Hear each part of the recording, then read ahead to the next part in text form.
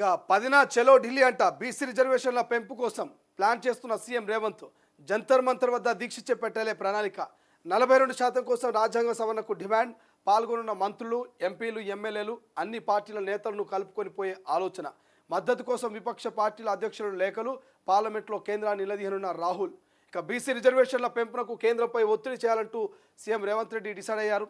ఈ నేపథ్యంలో మార్చి 10వ తేదీన చలో ఢిల్లీకి పిలుపునివ్వాలంటూ ప్లాన్ చేస్తున్నట్టు సమాచారం. ఇక ఆ రోజు జంతర్ మంతర్లో మంత్రులు ఎంపీలు ఎమ్మెల్యేలతో కలిసి దీక్ష చేయాలంటూ భావిస్తున్నట్లు విశ్వసనీయ వర్గాల ద్వారా తెలిసింది.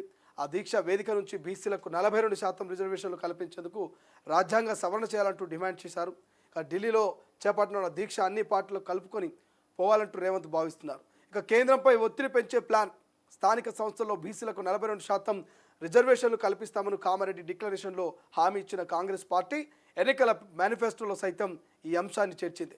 అందులో భాగంగా ప్రభుత్వం కులగణన చేయడంతో పాటు బీసీలకు ఎంత శాతం రిజర్వేషన్లు ఇవ్వాలో సిఫారసు చేసేందుకు డెడికేటెడ్ కమిషన్ను సైతం ఏర్పాటు చేసింది. రిజర్వేషన్లు 50% మించకూడదంటూ సుప్రీంకోర్టు తీర్పు ఉండడంతో బీసీలకు 42% రిజర్వేషన్లు కల్పించడం సాధ్యం కాదు. రాజ్యాంగ సవరణ చేయడం ద్వారానే బీసీలకు రిజర్వేషన్లు పెంచవచ్చు. ఆ అధికారం కేంద్రానికి మాత్రమే ఉంటుంది. ఈ నేపథ్యంలో సీఎం రేవంత్ మంత్రులు ఎమ్మెల్యేలు ఎంపీలు అస్తనాకు వెళ్లి బీసీలకు రిజర్వేషన్లు పెంపు కోసం దీక్ష చేయనున్నట్లుగా తెలుస్తున్నది. ఇక కలిసి రావాలని అన్ని పార్టీలకు అప్పీలు బీసీ రిజర్వేషన్ల పెంపు కోసం ఇక ఢిల్లీలో నిర్వహించనున్న దీక్షకు ఆహ్వానిస్తూ అన్ని పార్టీల అధ్యక్షులను సీఎం రేవంత్ స్వయంగా లేఖలు రాయనట్టుగా తెలిసింది. విపక్ష పార్టీల ప్రజాప్రతినిధులు అందరూ దీక్షకు హాజరైతే కేంద్రంపై ఒత్తిడి పెరిగి బీసీలకు న్యాయం జరుగుతుందనే అభిప్రాయంలో ఆయన ఉన్నారు. ఇక ఢిల్లీ దీక్షకు ఏ రాజకీయ పార్టీలకు చెందిన ఎమ్మెల్యేలు హాజరవుతారనేటువంటి ఆసక్తికర పరిస్థితి మారింది. ఇక మజ్లిస్ సిపిఐ ఎమ్మెల్యేలు హాజరయ్యేందుకు సుముఖంగా ఉన్నట్టు తెలిసింది. కానీ బీజేపీకి చెందిన ఎమ్మెల్యేలు ఆ పార్టీ కేంద్ర నాయకత్వానికి వ్యతిరేకంగా జరిగే ఆందోళనకు హాజరు కారు అనేటువంటి చర్చ జరుగుతుంది. ఇక అసెంబ్లీ స్పెషల్ సెషన్ 1 నుంచి 5వ తేదీలోపు ఎస్సీ వర్గీకరణకు చట్టబద్ధ కోసము బీసీలకు 42% రిజర్వేషన్ ఆమోదము అనంతరం కేంద్రానికి వచ్చే నెలలో బడ్జెట్ సమావేశాలు ఇక 3 వారాల్లో ప్రారంభము 29 లోపు ముగించేలా ప్రణాళిక చేసేటువంటి అవకాశం ఉన్నదట. అబ్బా దీని గురించి డిస్కషన్ చేయాలి. తెలంగాణ వ్యాప్తంగా దేశవ్యాప్తంగా బీసీ కులగణన చేపట్టిన రాష్ట్ర ప్రభుత్వం. సో ఎస్సీ వర్గీకరణకు సంబంధించి బీసీ కులగణనకు సంబంధించి ఈ 2 అంశాలను కూడా మొన్నటి ప్రత్యేక అసెంబ్లీ సమావేశంలో పెట్టారు. ఇక్కడ కాంగ్రెస్ వాళ్ళు, అక్కడ బీజేపీ వాళ్ళు, ఇంకోవైపు బీఆర్ఎస్ వాళ్ళు, ఇంకోవైపు ఎంఐఎం వాళ్ళు, ఇంకోవైపు సిపిఐ.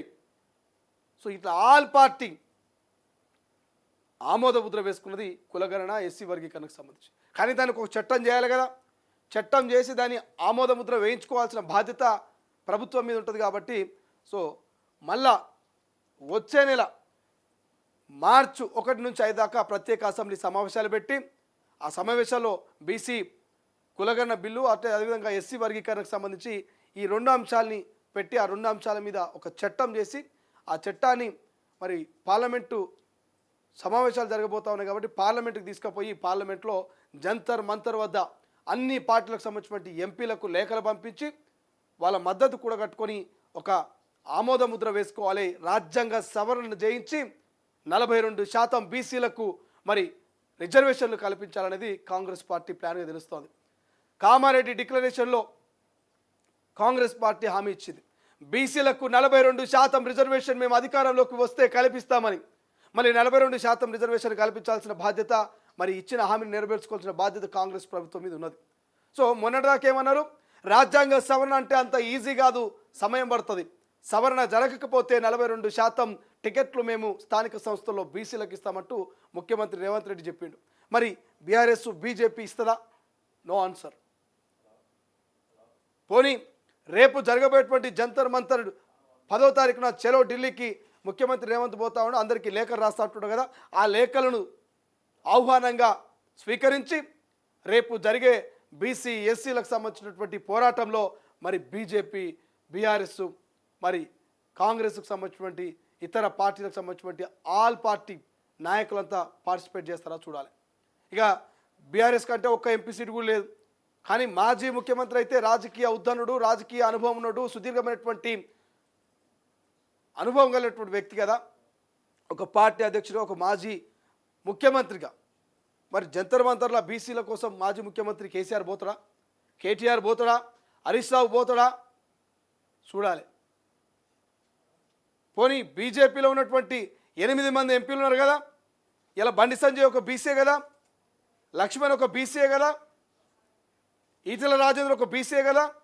నిజంగానే బీసీల మీద ప్రేమ ఉంటే, బీసీలకు 42% రిజర్వేషన్ కల్పించాలనేటువంటి ఆలోచన గనక బీజేపీ నాయకులు గనక ఉంటే, రేపు రేవంత్ రెడ్డి పోయేటువంటి చలో ఢిల్లీకి పోండి, మీ ప్రభుత్వం మీద ఒత్తిడి తీసుకురండి. కాంగ్రెస్ ప్రభుత్వం ఒక అద్భుతమైనటువంటి చారిత్రాత్మకమైనటువంటి నిర్ణయం తీసుకుంటుంది. 42% బీసీల రిజర్వేషన్ ఇస్తుంది. రాజ్యాంగ సవరణ అవసరం. 50% కంటే రిజర్వేషన్లు మించాలంటే మరి సవరణ జరగాలి. సుప్రీంకోర్టు తీర్పు ప్రకారం సవరణ చేయాలంటే అందరూ మద్దతు కావాలి. కేంద్రం చేతిలో ఉంటుంది, పార్లమెంటు చేతిలో ఉంటుంది. కాబట్టి మరి మీరంతా హాజరయ్యి ఢిల్లీ జంతర్ మంతర్లో మీ పార్టీకి, కేంద్రంలో ఉన్నటువంటి బీజేపీ పార్టీకి వ్యతిరేకంగా నినాదాలు చేసి మరి కేంద్ర ప్రభుత్వం మెడలు వంచి 42% రిజర్వేషన్ బీసీ బిడ్డలకు ఇచ్చే దమ్ము ధైర్యం మరి బీసీ నాయకులైనటువంటి బీజేపీ నాయకులకు ఉన్నదా? సో ప్రశ్న అడుగుతా ఉన్నాం సూటిగా. ఇవాళ పొద్దున్న లేస్తే బీసీ దుకాణం, బీజేపీ బీసీ దుకాణం, బీఆర్ఎస్ బీసీ దుకాణం, కాంగ్రెస్ బీసీ దుకాణం. సో అందరూ బీసీ దుకాణమే. బీసీలకు అన్యాయం జరుగుతున్నది.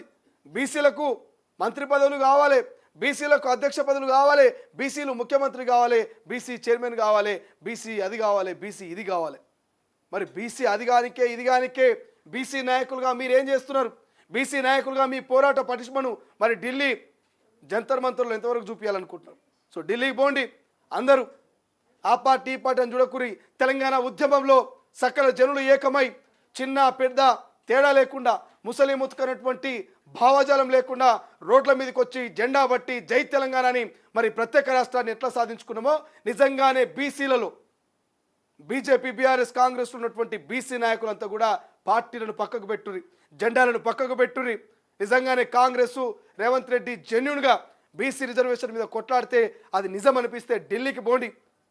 జై బీసీ అనుండి మీ పార్టీ జెండాలను పక్కన పెట్టి బీసీ రిజర్వేషన్ల కోసం కష్టపడితే భవిష్యత్తు తరాల బీసీ బిడ్డల భవిష్యత్తు బాగుంటుంది. సో ఇది చేసే దమ్ము లేదు. దీని మీద ఎవరు స్పందించరు. మైకుల ముంగల స్పీచ్లు కొట్టుమను, బహిరంగ సభల బీసీలను రెచ్చగొట్టుమను, ఎలక్షన్ ముంగల ఓట్ల కోసం బీసీలకు మాయమాటలు చెప్పుమను అందరూ చెప్తారు. కానీ బీసీల ఉద్యమనంగానే, బీసీలకు పోరాటం బలాన్ని మీరు చేకూర్చండి అనగానే వెనకడిగేస్తారు. నేను బీజేపీ పార్టీలో ఉండి బీసీల కోసం మా పార్టీకి వ్యతిరేకంగా ఢిల్లీలో పోయి కొట్లాడితే నా ఎంపీ పదవి ఉంటుందా, నా మంత్రి పదవి ఉంటుందా, అసలు నేను పార్టీలోనే ఉంటానా అనేటువంటి అనుమానాలు వ్యక్తమయ్యి ఆడదాకా కాదు, కనీసం ఈ గన్ పార్క్ ఉన్నది అసెంబ్లీ ముంగల గీడి దాకా కూడా రారు. ఢిల్లీ జంతర్ మంతర్ కాదు, కనీసం ఇందిరా పార్కు ధర్నా చౌక్ దాకా కూడా బీజేపీ నాయకులు వచ్చేటువంటి పరిస్థితులు లేరు. సో చూద్దాం మరి రేవంత్ రెడ్డి ఎంత దేశవ్యాప్తంగా ఉన్నటువంటి అందరు ఎంపీలను ఏకం చేద్దాం అనుకున్నాడు, అందరికీ లేఖలు పంపాలనుకున్నాడు. కాబట్టి రేవంత్ రెడ్డి లేఖలకు స్పందిస్తారా? బీసీల మీద ప్రేమ ఉంటే మరి రిజర్వేషన్కు, రాజ్యాంగ సవరణకు కేంద్రం